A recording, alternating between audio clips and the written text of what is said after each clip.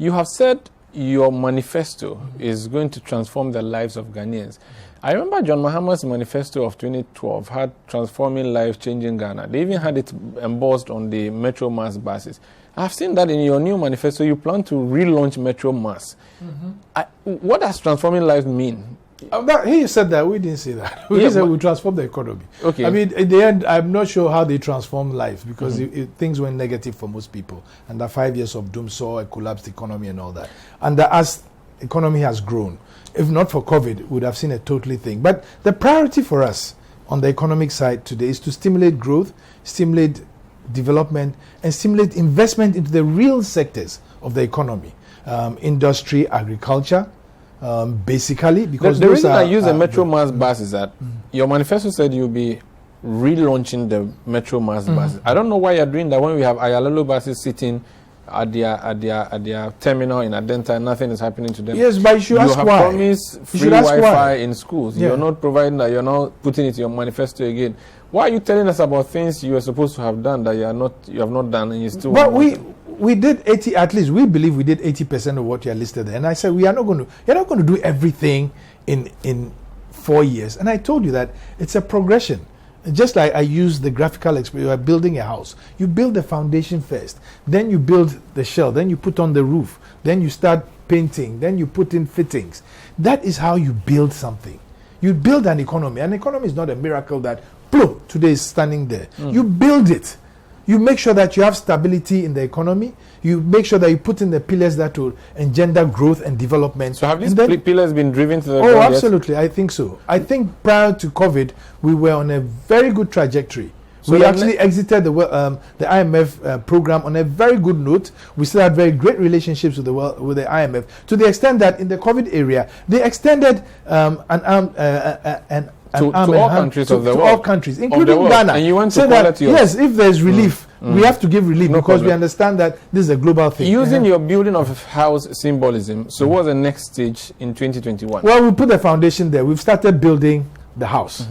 And like I said, our priority is to stimulate growth, development and investment in the real sectors of the economy. So, for example, in industry, we have a 10-point plan where we are creating hubs. There's a petroleum hub, there is the automotive hub, and you've recently seen, once again, you see that is how vision works.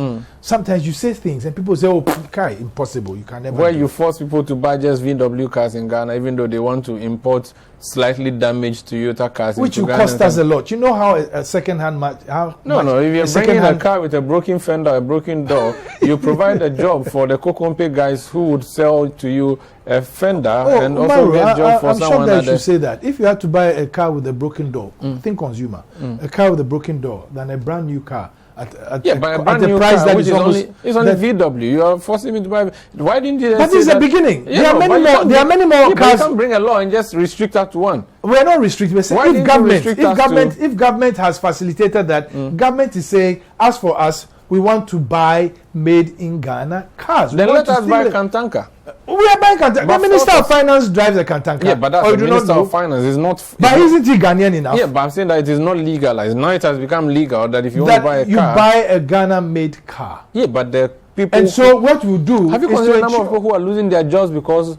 Have you considered the number of people who get new, better paying jobs when you bring in more automotive industry companies? No, but it's just not the cars. This company are just coming to assemble. They are assembling. But still that will create more jobs. Yeah, but the one more factory you bring will create more jobs than not bring it at all. Sprayer, and you need to understand. The sprayer can now work in a factory instead of sitting in a kiosk somewhere and waiting on somebody to bash somebody's car to have it fixed. He can now work in a factory. He can now be better trained. What is the plan to have this factory? Recruit them. How many factories can you really set up? But the factory can only recruit from Ghana. Are you sure? I'm telling you, look, I sit here and I see foreign investors come. And after 6 months, they don't want expatriates to work in their companies. They want Ghanaians. First of all, the Ghanaian doesn't come with baggage. He lives here.